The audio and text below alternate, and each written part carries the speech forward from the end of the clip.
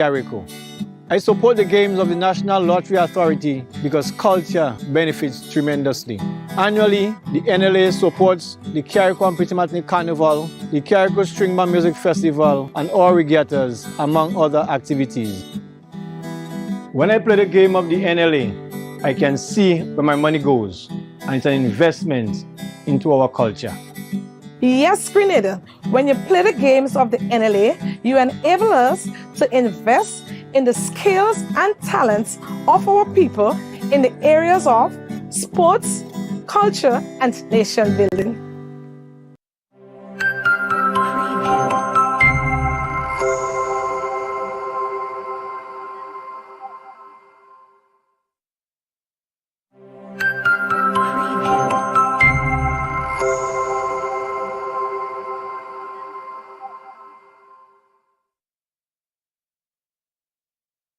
A pleasant evening to everyone. Welcome to the National Lotteries Authority's Lotto Draw number 3788 for today, Wednesday, April 23rd, 2025. I am Anisha Charles. With me this evening is Ms. Kenny Edwards from RSO and Company Limited, accountants and advisors, whose purpose is to ensure that this show is conducting in a fair and accounting manner, and the game balls with industry standards and in no way tampered with. At this time, show tickets at hand because we're about to play for a jackpot of $42,000. But first, you have free ticket letter. Good luck.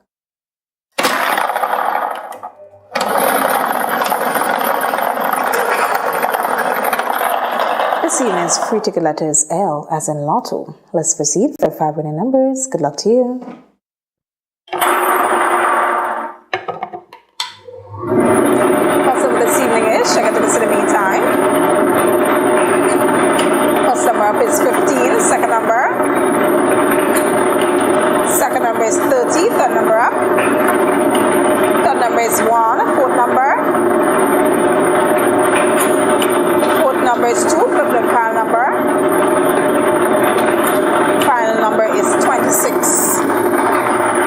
Let's recap those numbers. Numbers on the screen. Check your tickets. First number up is 15. The second, 30. Third, 1. Fourth, 2. Fifth and final is 26. So that's 1, 5, 15. 30, 30, 011, 022, and 2626. Your free ticket letter for this evening is L as in Lotto. Congratulations to all winners. Reminding you, this has been Lotto. Play and win a lot. When you play all the games of the National Lotteries Authority, support sports, culture, and nation building. Thanks for joining us. Have a wonderful evening.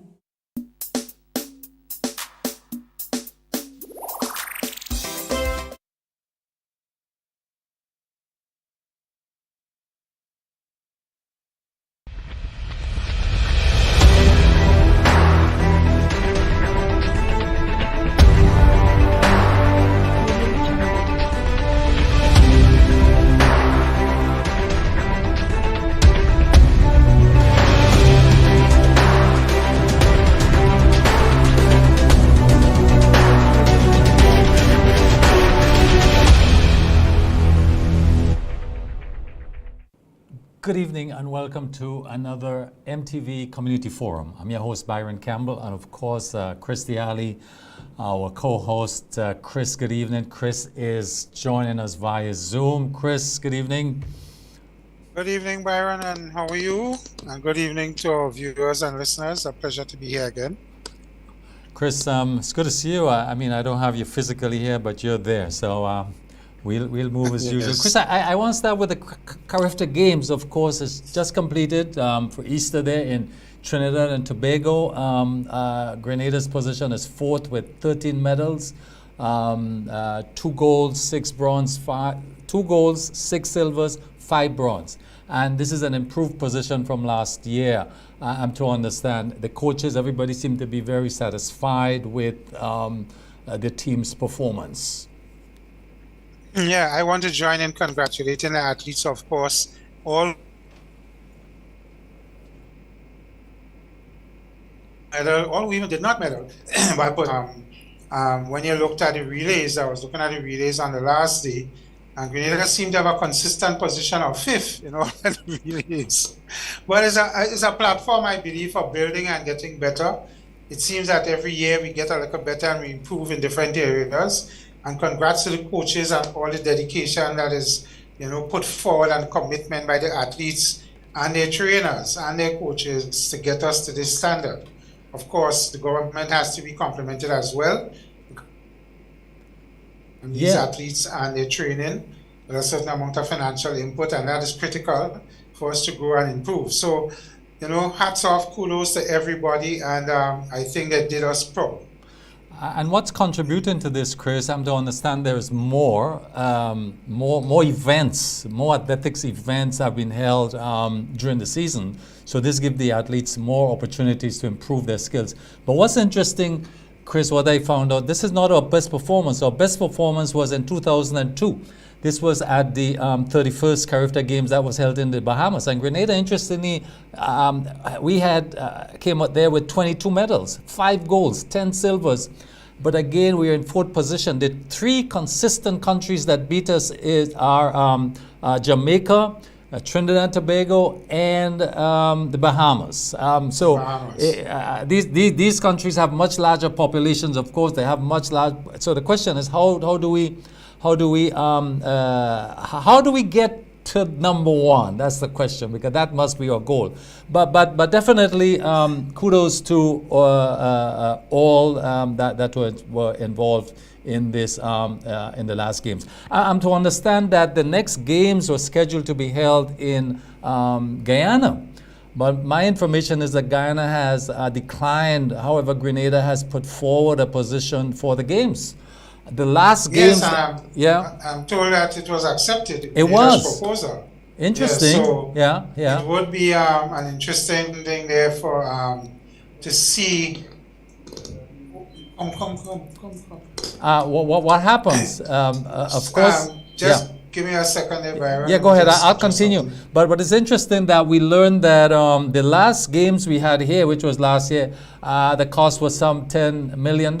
So it's an expensive venture, but kudos, because I think this will have a lot for athletics in Grenada. I didn't realize it was that expensive. I just want to mention 2 things before we move off. Yeah. I think I noticed that Grenada is now into hurdling. Something that we did, an event that we never used to partake in, and I want to believe, I could be wrong, that I believe we medaled in the hurdle event. Okay. I'm not sure if it's under 17 or where, and that is a big thing for us. And of course, the swimmers. Mm-hmm. The swimmers did well in this Carifta Games as well, and we must mention the swimmers. And I suspect if we are going to host, it's going to cost us more than $10 million, because we have to finish our swimming pool to host these games. Can I talk about this for a while? Can I speak about this for a while, Chris? I get excited every time I hear about swimmers and swimming, because I did hear the minister prior to the athletes going to Port of Spain talking about that swimming pool, Olympic standard swimming pool is coming, and I'm excited about that. But what's related to this, Chris? There is something now called Join the Movement, and this is not political. This is about swimming.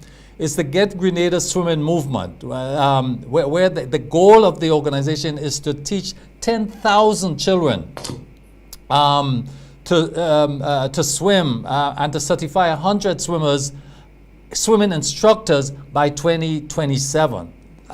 This is excellent. Excellent. But the swim week, which is April 22nd, this week to the 26th, there would be coaching, teaching persons to swim all over the island at Paraclete, Petite Martinique, Sautez, Gorve, Granans, different Grand Mole, different beaches around the island. And I just want to encourage parents and guardians to make it possible because schools is on holidays, make it possible, because this is a crucial life skill.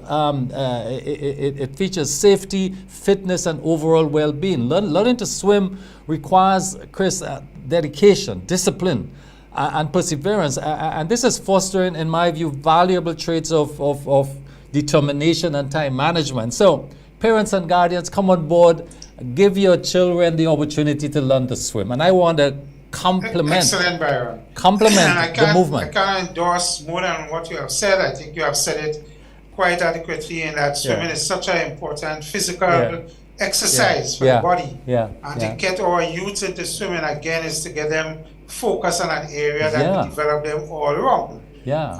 And so this is something we need to encourage apart from all the other areas that you highlighted. Definitely. So I think this is a great initiative by the movement. Whoever involved, we want to give them kudos and encourage them to continue along that line if we could get to the goal that they have set. That's a big deal. And still in the sea, Chris, the sargassum weed,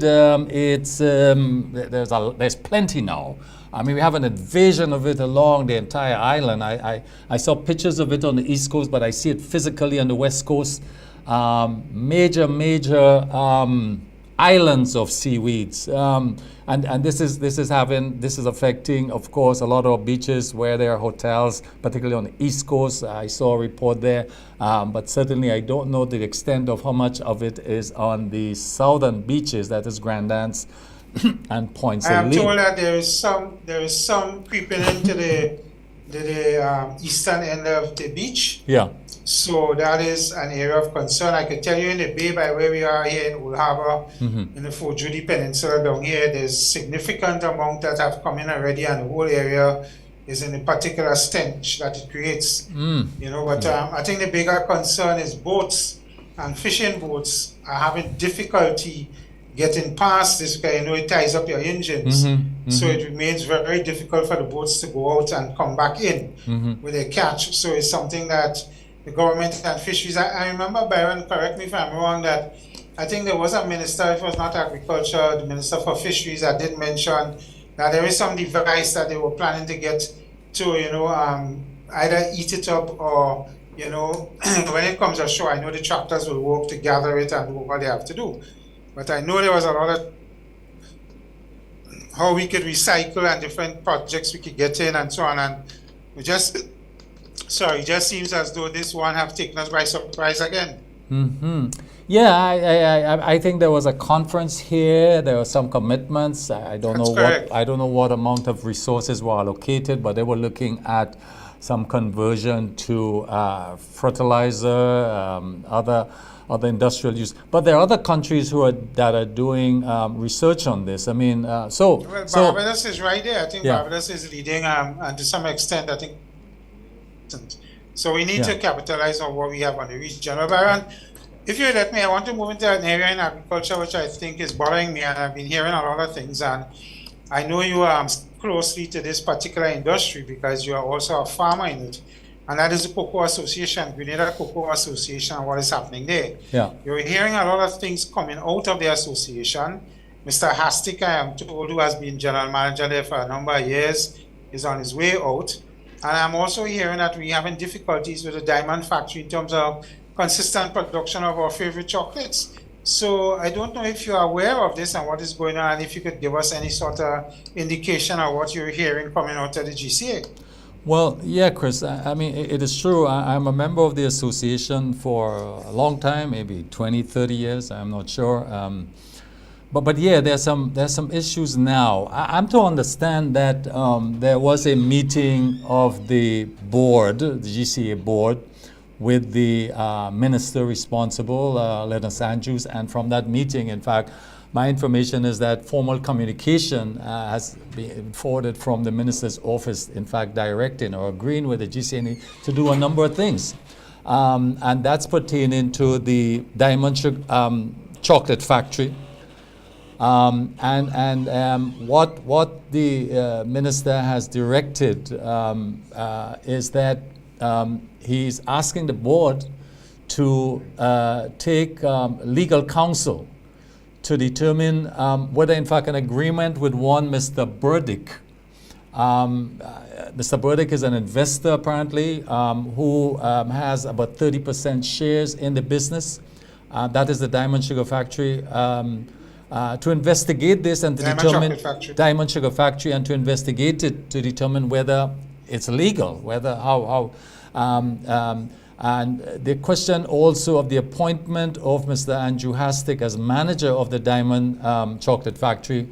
The minister has directed that this be terminated forthwith because this is a conflict of interest The Diamond Chocolate Factory board, he was also advising should be dissolved. But he's asking for legal counsel on this.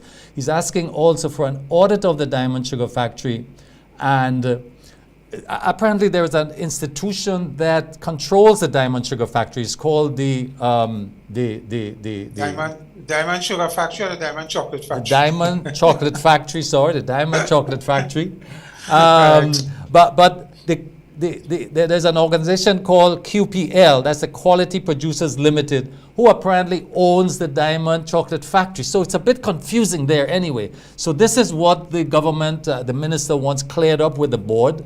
He's also asking for a new accountant to be appointed, since the current one he's advising that the current one proceed on retirement leave since he has attained the age. So there's a lot of issues there, and I think the main one there coming out is that the Diamond Sugar Factory is apparently owned by Quality Producers Limited. That is a sub company within the GCA, within the Cocoa Association. So it is confusing, and I'm hearing about this for probably the first time, and I'm a member of the association. So that's to tell you that farmers are not knowledgeable about the internal operation of the Diamond Sugar Factory, Diamond Chocolate Factory. So this is why I have to stop thinking sugar and talk chocolate.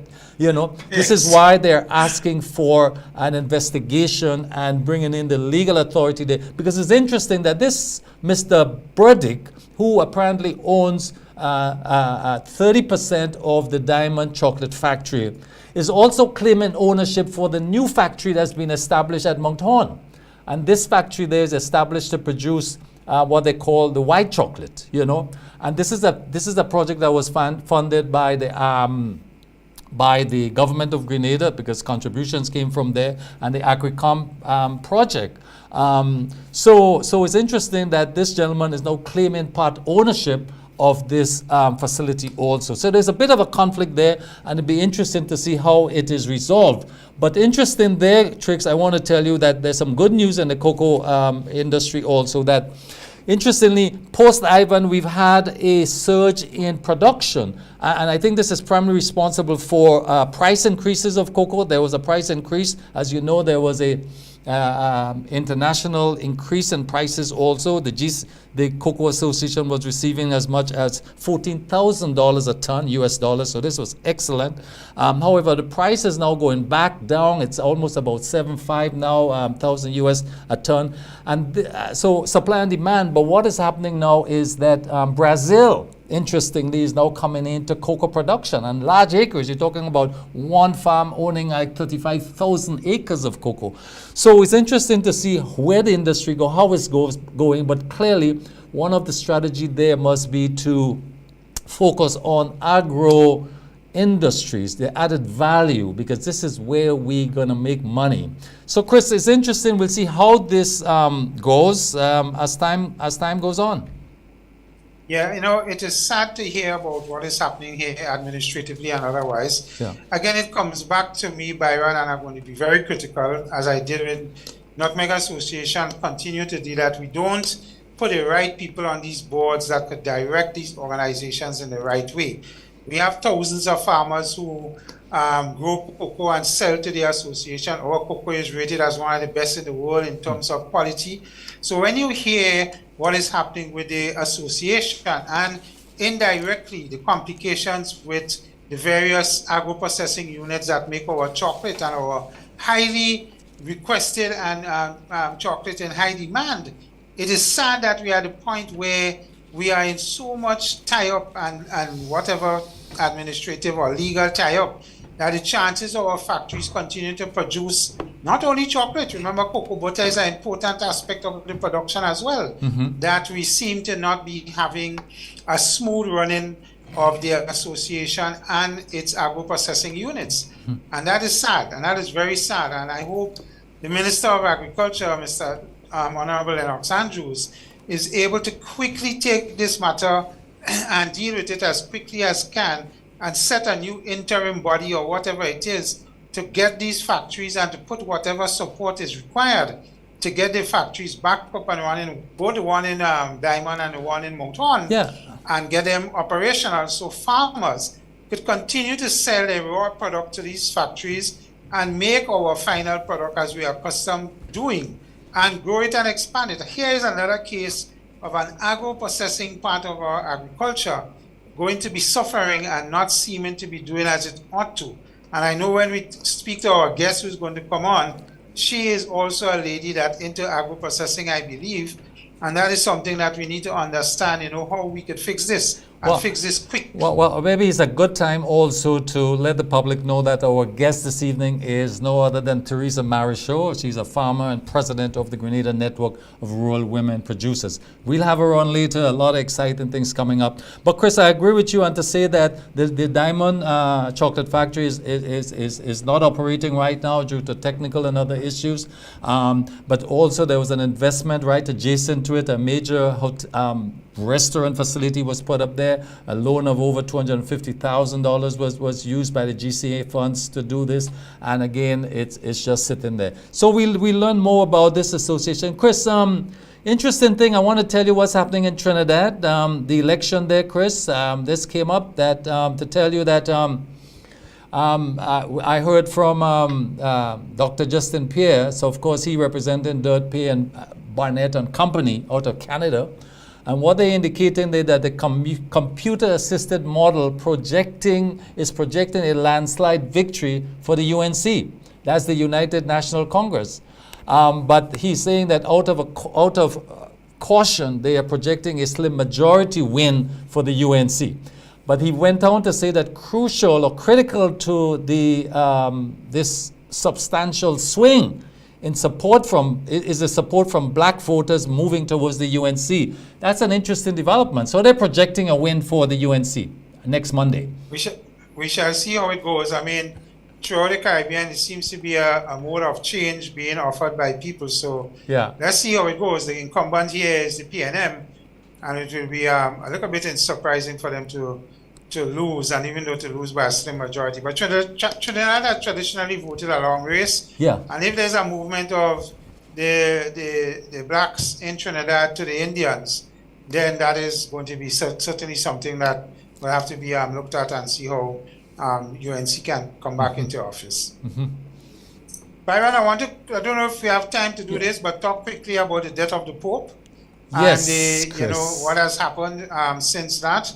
I mean, this Pope Francis has been an unusual Pope from the sense of even his name that he chose, Francis, is reflective of his, his ties and his support of the poor and destitute people throughout his reign, and dismantling of a lot of the infrastructure in the Vatican regarding to money and a lot of difficult issues as he was Pope.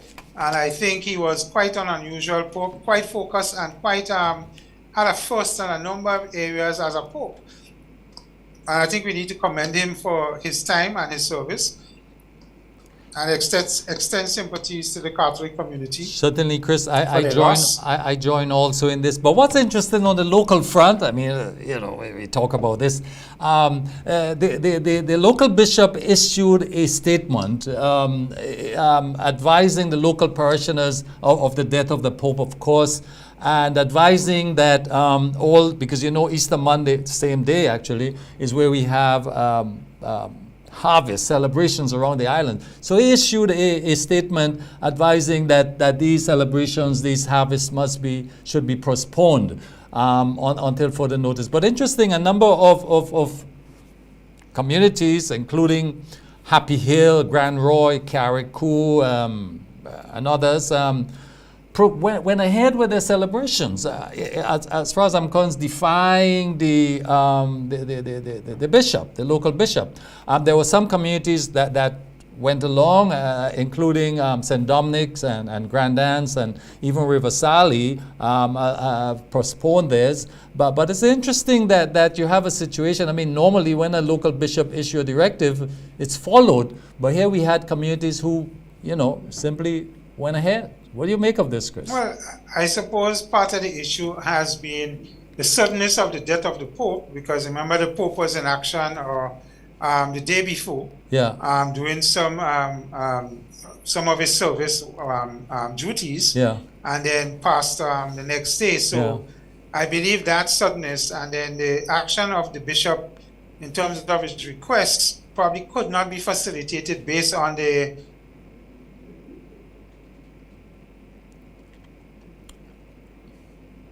Have we lost Chris there? I think we may have lost and Chris. of Yeah, go ahead, course, Chris. remember, Yeah. these things are all to raise funds for further work of the church. So I suspect that could have been part of the issues. That's why some of them couldn't cancel, whereas others could have. Yeah. So I mean, I hear the cry, but at the end of the day, it has to be looked from all angles, I think. Reasonable. Chris, finally, there's a matter pertaining to ethics in the legal community.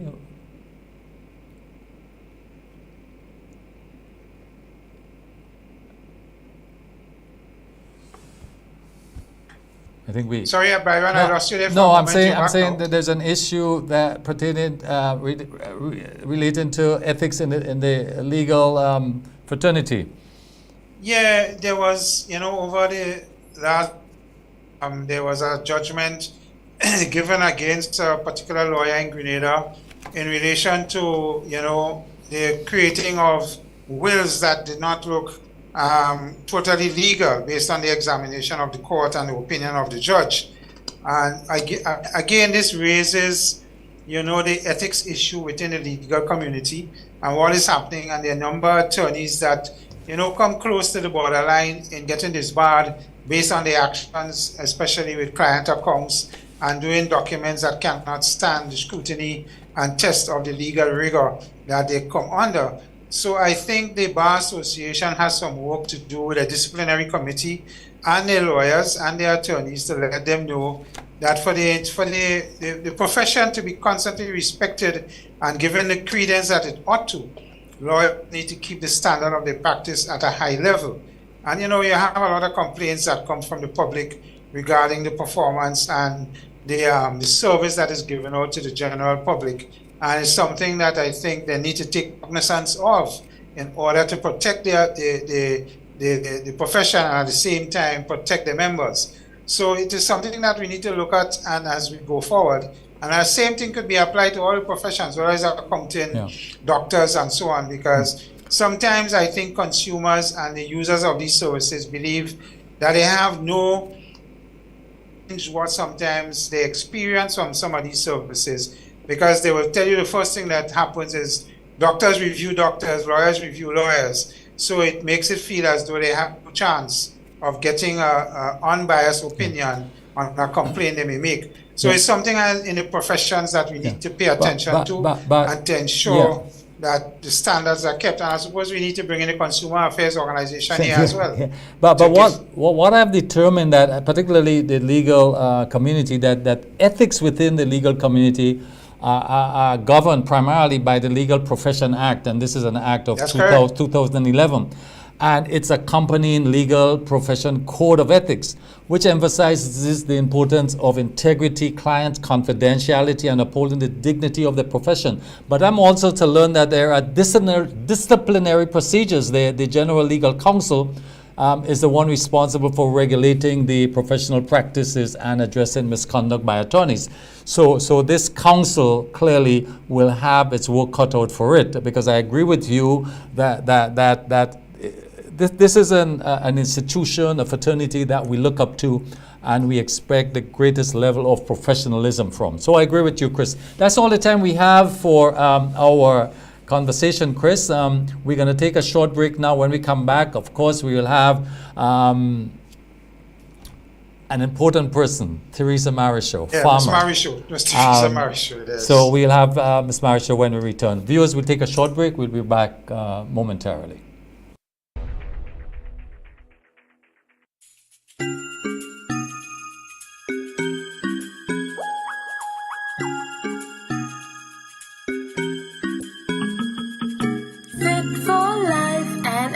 Laboratories, providing quality care and expertise. Fit for life and allied laboratories. See our in-house doctors and our pharmacies. Get expert care and quality tests. When it comes to your health, you deserve the best. Fit for life and allied laboratories. We're taking care of Grenada.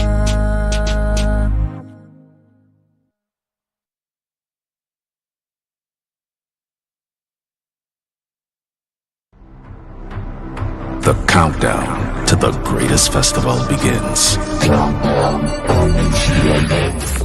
On Friday, May 2nd, Stadium Car Park comes alive at 6 p.m. as we get ready for the official launch of Spice Mass 2025. The best mass by far. Come join in on the electrifying live performances by soca, groovy, and calypso artists. Pulsating rhythms of Jab Jab, Shortney, and Veku. High-energy steel pan performances, costume displays, and many more attractions. Not forgetting food, drinks, and non-stop vibes. And listen up, admission is absolutely free.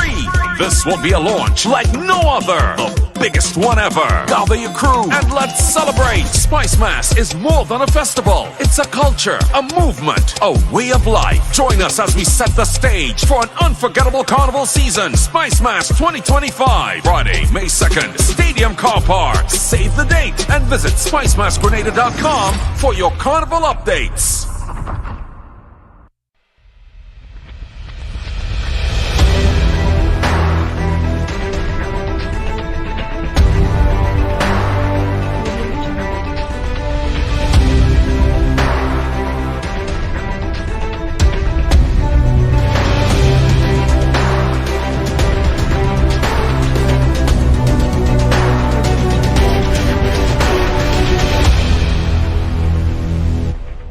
Welcome back, viewers, to MTV Community Forum.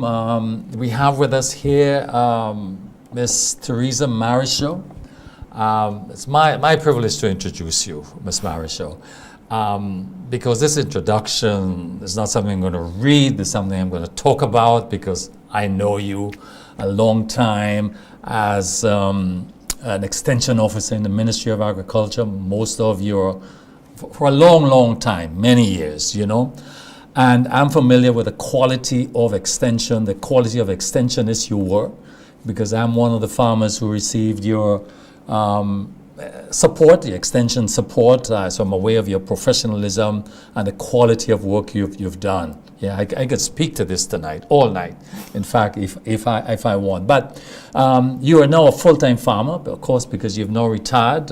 You operate in the farm, and we could talk about the project within the farm also. But you're also the president of the Grenada Network of Rural Women Producers. Is otherwise referred as GRENROP, yeah, GRENROP. And you're one of the 10 chapters in the Caribbean representing this network of rural women producers. We know that you attended the Guyana School of Agriculture, where you pursued general agriculture. Also the University of the West Indies in the area of agricultural extension, and not just agricultural extension, but rural development, which is agriculture being a critical part of rural development. You went to the University of Davis in Sacramento, California, where you look at fruits generally development, University of Jackson State University in Mississippi in women in development, and you recently visited Kenya. And we talk about that, to observe operations to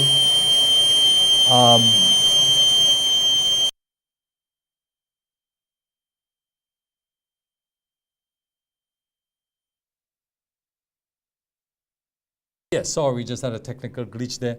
You recently went to Kenya, as we said, to observe operations of cooperatives and NGOs, because of course you're leading an NGO, you're leading a women movement in Grenada, and I mean, it goes without question that agriculture is your passion. Welcome to MTV Community Forum. It's a pleasure to have you. Good night, Mr. Campbell, and thank you very much. We are graced with your presence. Look, agriculture. I mean, your life has been agriculture, but I want to talk about a project, Teresa, that GRENROP has recently open and established, you know, because this is a big deal. You're making the news recently. This project is a coconut added value project, agro-processing.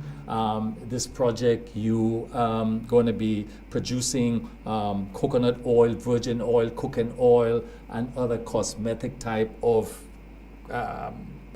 products for the local industry, for use by consumers.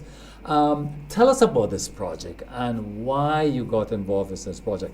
How is this project going to change the lives of people in Grenada? Okay, thank you, Mr. Campbell. I think I should tell you how this project started. Yeah, please. And then we will move on. Fine. About 4 years ago, the government of Grenada, together with ITC, which is International Trade Center, they based in Geneva, Switzerland, they were on a campaign to introduce on coconut replanting in the Caribbean. It wasn't in Grenada alone. And a survey was done in terms of the organization that they should be working along with the ministry. And CADI was the organization that was spearheading that project together with the Ministry of Agriculture. And GrenROP was the organization that was selected to start that project going. So when we started the project started as a replanting program, so that we can increase the coconut production in Grenada. Because as you are aware that most of our coconut fell during Hurricane Ivan, and they needed to get the coconut industry back into operation. And a training came up within a year, and the ITC team came to Grenada, that is Dr. Cliff Riley from Jamaica, and Mr. William Castro from Switzerland. And with discussion, they suggested that GrenROP has the zeal, they have the determination, let us work with GrenROP. And at that time, we were refurnishing the building at La Sagesse in St. David's, which was more or less sponsored by Sanders Foundation. So they came to the building, and when they look at it, they said, oh, you all have enough space there to start up the coconut factory in terms of agro-processing. So they redesigned the section for the factory because we didn't have coconut in mind. We were only looking at a farmer's chill room to receive and sort and grade, a conference room and so. So they redesigned part of the building, and the discussion continue that we will go into agro-processing, the byproducts of coconuts. And eventually we selected coconut flakes, coconut flour, virgin coconut oil, because our group GrenROP already making the regular coconut oil and selling it to the hotels and so. So it's a matter now of increasing the production of that one. And then we were looking at some confectionaries that we could look for the school. And eventually, Sanders Foundation decided, okay, that they will come in and assist. So we were able to get some additional funds from what we were getting for the factory. So Sanders purchased the 2 machines for us from Thailand. The machine was sourced and organized by ITC, Dr. Cliff Riley from Jamaica. He sourced the batch. So all what we had to do was to do the payment, because they got the agent, they knew the type of machine that we should start out with, and so. So we got the grater, and then we got the strainer. They want to strain the coconut. How many employment would this well, we're looking to start off with about 5 persons, but we will increase as the demand arises, because you know our coconut is still on the low. But because we are the Grenada chapter of the Caribbean Network of Rural Women Producers, we sourcing coconuts now from our sister partner, so you will import Guyana. Material you will start pending yes. your development. Yes. But GrenROP, I mean, 75 women. That's a lot of women, plus a number of men, 12 men, I understand, and a number of young people. But tell us about the organization itself. How is it empowering women? How is it enriching their lives? How is it improving their livelihoods? How is GrenROP? Tell us about the operations of Okay, I should tell you how GrenRop started Yeah. and how far we reached thus far, because we will be celebrating our 25th anniversary on the 13th of December this year. Wow. Okay. GrenRop started in 1999, 98, 99. And it started where the female farmers, maybe including myself, was crying out that they are not recognized by the Ministry of Agriculture, and they are the one that doing farming. So eventually, they asked IICA, to take on the responsibility to do a survey within the Caribbean on the female farmers, who are the real farmers. So Grenada was part of that survey within the other Caribbean countries. And Mr. Cosmos Joseph, deceased, he was the director of ICA in Grenada at that time. And the Ministry of Agriculture seconded me to work with CADI for us to do that survey. And that survey took about 6 months. And eventually, at the end of it, when it was analyzed, they realized that the women were the real farmers. They are the ones that doing the planting, the weeding, the fertilizing, doing the harvesting, sorting, grading, and then going to the market. But they were less recognized. If the ministry have anything to give out, any seeds or fertilizer, they give it to the male. So eventually, ICA said, okay, in order to listen to the women cry, let us organize a regional organization. So all the countries met in Guyana in 2000. And at that meeting, we decided that, well, I say we because I was there representing the Ministry of Agriculture at that time, that will form a regional organization, and the name came up, the Caribbean Network of Rural Women Producers. And at that time, it was 13 countries, but I think 2 countries have some like a slow motion. And each country now had to adopt their chapter.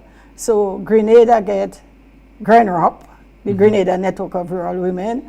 Guyana is GuyRop, Suriname is SunRop, Guyana, Jamaica is JamRop, and so all the chapters end in ROP. And so we used to meet every year at Caribbean Week of Agriculture. Whatever country Caribbean Week of Agriculture was held, the president of each chapter meet, they plan, and they had a stake at the table where they will report and say what the chapters are doing and the way forward. And we used to do a 5-year plan. And this is how GrenRop came out about from that regional organization. So how are the women benefited? Tell me concretely. Well, the women... Why should they be part of that organization? The women, members or persons have to benefit, and they should be part of GrenRop, because GrenRop assisted the members. Normally, GrenRop write projects. And when we write projects, most of our projects, 99.9% of our projects are approved. And we started with Sanders Foundation 8 years ago. And it was the cry where we were looking at the linkage between agriculture and tourism.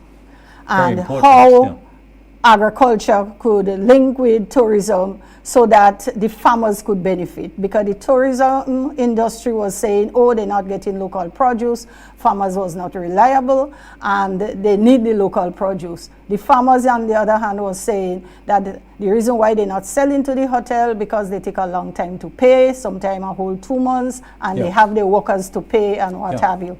So Miss Ina Harvey from Barbados, she was the director of ICA in Barbados. She decided that she start that activity going where they could link agriculture to tourism. So they had a 1-week session in Grenada. At that time, it was in the Flamboyant Hotel. And Sanders Foundation was there representing Sanders Resort, Jamaica, Grenada, and the other Caribbean islands that they have their resort. And it was decided at the second day that, oh, well, Ms. Marisho is here, she representing the Ministry of Agriculture and also GrenRop. So let us do it a trial. Let us see if we put these 2 organizations together, Sanders Foundation and GrenRop, and let them start off. And this is how we start that linkage between agriculture and tourism. Because basically, I tell you, and I'm going to bring in Chris in a moment, because as a region, our food import bill is extremely high. I can tell you Grenada is $350 million. It's extremely high, and a lot of that money is going to support buy food for the tourists that come into Grenada. So let me end there, Chris. But Chris, are you there? You can come in. I am listening intently, and good evening, Ms. Marisho. Good evening, Mr. Chris. Okay, look at me. It's okay. Sorry. Yeah. I have 2 questions. I have a few questions. I want to first of all to link the one with the women who is dominating your organization and talk about the labor crisis that we currently face in agriculture as we speak. And we don't seem to have our men being very interested in going into agriculture and doing what is required, and the work ethic there.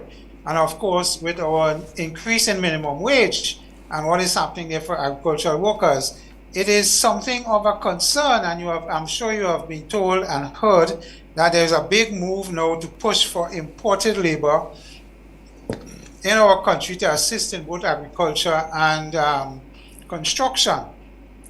So from where you sit and what you're seeing with your organization and the women that partake, what is your take on this agriculture and this labor crisis we face in agriculture? Because we cannot grow this aspect of our food security unless we have substantial work changes and work methods as it relates to agriculture. What are your thoughts? My thought on it is that, yes, we need agricultural labor, because being a farmer, I also have problem with labor. And there are times we utilize the labor that is provided by Her Majesty Prison. But our members, even the male members that we have in our organization, there is a cry out for labor. And if we can get reasonable, decent workers to come in, I don't think the farmers will have a problem. Maybe our labor force in Grenada might step up a bit and realize that agriculture is the backbone of our economy. This is what we grow on, this is what we have. We don't have other minerals. But maybe they will start to work, because we see what is going on now globally. We see the trend what's going on in America. So maybe just now we might even have the food to import, because our country now will have to provide for its nation and its people within it. So yes, for food security. I hope you could continue repeating that, because it seems to be a serious crisis that we have, and I'm happy to hear. I think the biggest challenge, when I speak to farmers across the board, the biggest challenge is getting people to work, and even when they come to work, you can't get more than 3-4 hours out of them, especially when the sun gets hot. So we really need to look at that in a serious way, and if it means bringing in people from outside to help and to assist and to change the attitude, then something we have to look at. The other question I want to put to you and pose is on the coconut agro-processing that you spoke about earlier. And I want to get your thoughts on the challenge, because I heard you talk about importing coconut from Guyana as a backup, because we certainly don't have the production levels to make the products that you want to make, because your coconuts that you'll have to use for that is coconuts that is almost close to dry, and you extract the jelly and you process it either through squeezing or boiling to get the different types of oil. So what is your strategy for getting the raw material in sufficient quantities to grow your production, and what exactly is the output that is being designed by your plant in the short term versus over the medium term? Okay, well, as I mentioned earlier on, 2 years ago, we started that coconut replanting program in Grenada with the Ministry of Agriculture. So we have a fair amount of coconut that are already planted. And there are some farmers in Grenada that have the long-time coconut, what we say, the real coconut that make oil. But they wasn't harvesting the coconuts. But by going around and speaking to some of the farmers, we are able to know who are the farmers that have coconuts. So we kind of bond that with them, that they will sell coconuts for us. And there are some that are already selling coconuts for us, because we get a fair amount of coconut, because we also send coconuts to Carriacou. because we shipped into Alexis Food in Carriacou. Okay. So we send coconuts up there. So we're getting a reasonable amount of coconuts now, but we're looking at the medium term and the long term that as demand increase for the products that we are doing, we will have to able to get much more coconut so that we could operate on maybe a daily basis or maybe every 2 days or whatever it is. So because we have that network within the Caribbean, when we met in Kenya, I brought up the suggestion that we getting into the coconut production, and St. Vincent and Guyana said, well, okay, we all are one network, so we would able to support you with the coconuts from St. Vincent and also from Guyana.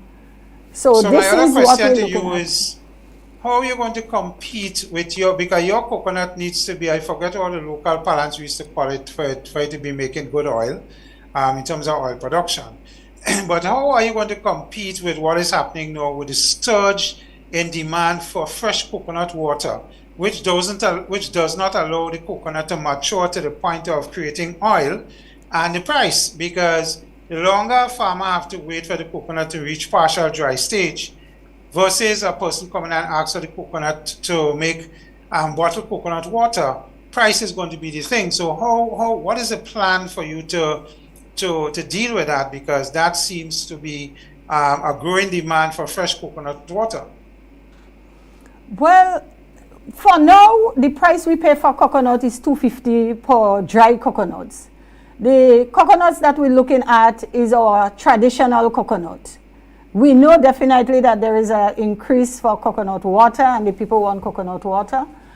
But most of the farmers that have the oil coconuts, they fall to the ground. Yeah. And it's not all the farmers that go to the jelly coconut, because when the people come to harvest the jelly coconut, they really destroy your coconuts there. Yeah. And farmers prefer that the coconut fall to the ground, and they pick it up, cut it, and they sell it. So yes, the demand for the coconut water is there, but I think we'll able to navigate and able to get some of our dry coconuts, because some of the members that planting the coconuts are members that are with GrainRop, and the Ministry of Agriculture also is on a drive to increase coconut production. Yes. And once farmers know that they have a place where they could come and sell their coconuts and get their money ready, we will look at the situation as it arises. It's a new venture in Grenada. We are the first person that have a coconut operation and will be processing coconut. So as the situation arises, we're able to come up with solutions. As a leader in what kind of acreage? Sorry, Byron. Go ahead. What kind of acreage is the plan to put on the coconut? I mean, at $2.50 a dry coconut, that is far better than $1.25 for a coconut that is paid for coconut water. So in terms of acreage, what is the organization looking for initially in terms of how much acres they need to put under production to have the factory viable and viable over a medium term? Well, I think we should be looking for maybe about 30 or 40 acres of coconut. And you know, coconut is planted along the borders, and so it's not a matter that it will take up usable lands. You plant it along the border, and you plant coconut is about 30 by 30. You and plant it could provide shade as well. Yes. And if you're on the river side, you plant the coconuts there so it could help pull up the bank and what have you. I think initially the Ministry of Agriculture has a project to import a certain large quantity of coconuts. Yeah, but yes. Ms. Maricho, as a leader in the industry, we notice that overall agricultural production is on the decline. When we look at the contribution to gross domestic product, we know that. The aging farmer, the average age, according to the ministry registered, is 56 years. That's old. We know that pre-dialasini is taking out some 10 to 15%. I learned today, however, 45 new pre-dialasini officers are being trained, new persons are being trained. But we have pre-dialasini, we have the aging farmer, we have the labor issue. what is your advice? How can Grenada move forward in agriculture? What are the key things for you as a practitioner in the industry, both as a trainer, as an extensionist, and as an active farmer right now, as a mobilizer, as someone in the industry? What are the key things that must happen to move the sector forward? Well, I think the key thing that we have to look at to move agriculture forward, because when I joined the ministry in the 70s, agriculture was way up, right? And over the years, I'll also see it deteriorate. I think the government have to get a little more stronger with agriculture in terms of just not saying that we support in agriculture, but let us have the people that are interested. Some people just come into agriculture just because they hear that they might get the money to start a shade house or do this or what. So I think they have to get, the Ministry of Agriculture have to get a little more strong out there, showing the visibility out there, the interest that the people that want to go into farming. Because there are people that want to go into farming, but they need the knowledge. They need a startup. They need some funds. They need the lands, right? And this is some of the things now that I see that the ministry is doing. But we still feel that we need to see foot on the ground. Agriculture, the extension people is there organizing, helping mobilize, giving the farmers or the potential farmers some encouragement, right? And also let them, the young people that want to go into agriculture, let them link along with the seasoned farmers, the farmers that are there, show them what they are doing, how much they're making, because at the bottom line, everybody looking for money. And once they're able to move along and partner along with these farmers that are there already and they have an idea, seeing what the farmers doing, seeing what they're making in agriculture, I think that will more or less give people the urge and that interest to getting into farming. And I don't really want it to say that, but I know Grenada have a lot of lazy people around. Say it. And my passion for agriculture is because I grew up in agriculture. My grandparents, we had lands in Vincent in St. David's. We still have the lands. I have a brother that works in it. I do some work there too. And I grew up with cocoa and nutmeg and cinnamon and clove and root crops. This was the crop that I grew up with. And we had to be in the land regardless of what. We had to go there. But now the generation changed. But there is some law, something have to put in place. How do you rate the extension services now on a scale of 1 to 10? And I want you to be honest with it. Rate it for us. 1 is the highest or 10 is the highest? 10 is the highest. 1 is the lowest. 0 is the lowest, of course. Between 5.5 and 6. 5, that's very low. Ms. Marichon, of course, your life you've been in extension. And as I said, I have experienced your support lining out, assisting farmers with lining out south-up, advising on drainage. This is no longer, it no longer exists. I have not seen an extensionist in a long time. I don't want to lambaste the extension officers, but being in agriculture, some of them walk along with me, and we assisted some of them to go and study, and some came back, some was employed in Trinidad. And it's a different extension when I grew up in extension, because I grew up in extension with people like Dennis Noel, Otter Branch, Clive Alexander, E.O. Barrett, and these people taught you extension, and you had to be there. So if you have to advise the government now from a budgetary point of view, where would you direct the money go? Where should the investment go? Where should it happen? I think first of all, they should get a batch of students and send them to study. And you know that they're going to study agriculture to come back and fit in the Ministry of Agriculture. And I think this is the problem the ministry made. When we were going out, we had about 5-6 years more to go. The batch of students that I helped push to go to the University of Trinidad and Tobago, when these people came back, the ministry did not employ them. They said that they didn't have funds and they didn't have space for them. Some of them went back to Trinidad. They did the first degree. They did, because they went and do the diploma in agriculture. They did the master's. And some of them lecturing now in the University of Trinidad and Tobago. And this should have been the batch of students we should have here now take over the Ministry of Agriculture. I'm told that I'm out of time. What is your final word for the agricultural sector? I would really like to see that agricultural sector move forward, because this is what we depend on. Without food, we cannot survive. We will be an unhealthy nation.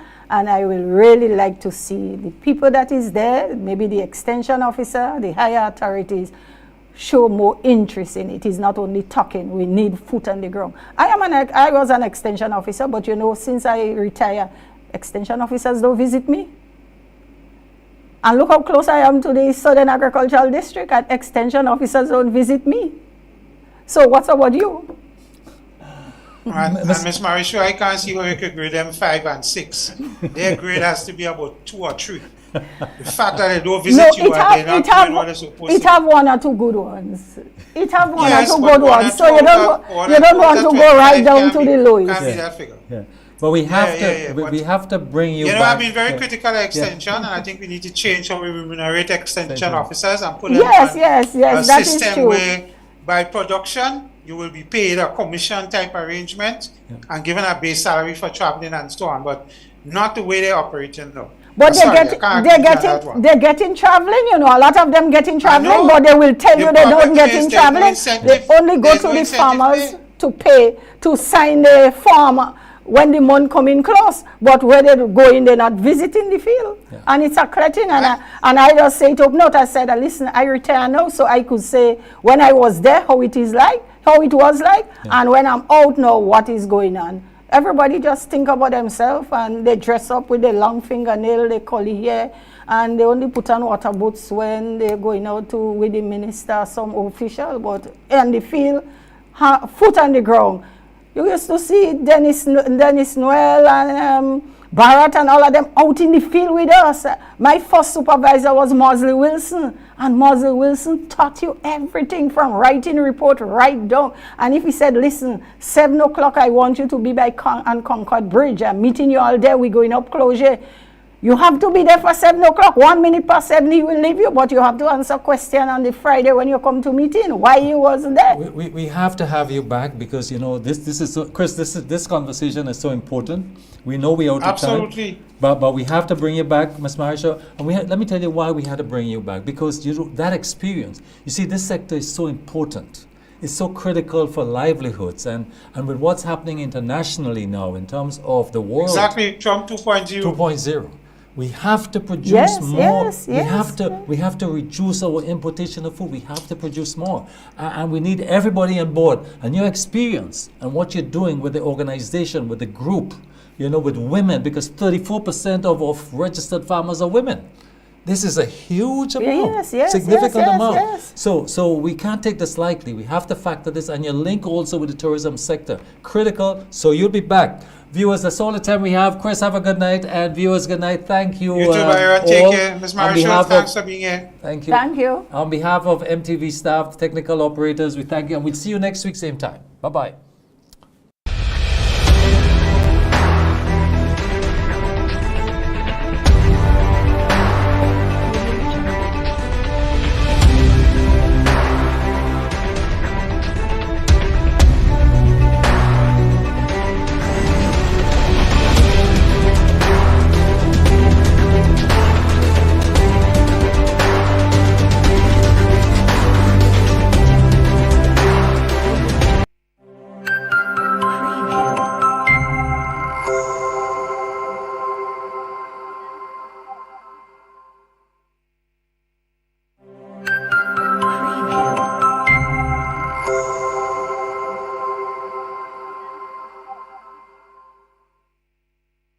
The Grenada Food and Nutrition Council encourages you to make half your plate vibrant with colorful vegetables or leafy greens.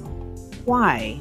Because vegetables are packed with essential nutrients, fiber, and antioxidants that boost your immune system, support healthy digestion, and keep your heart strong. Plus, they help you feel full without the extra calories. So let's make it a habit. Fill half your plate with veggies. Fuel your health and feel your best. Remember, veggies on half your plate make every meal great. The Grenada Food and Nutrition Council reminds you to look, eat, and feel well.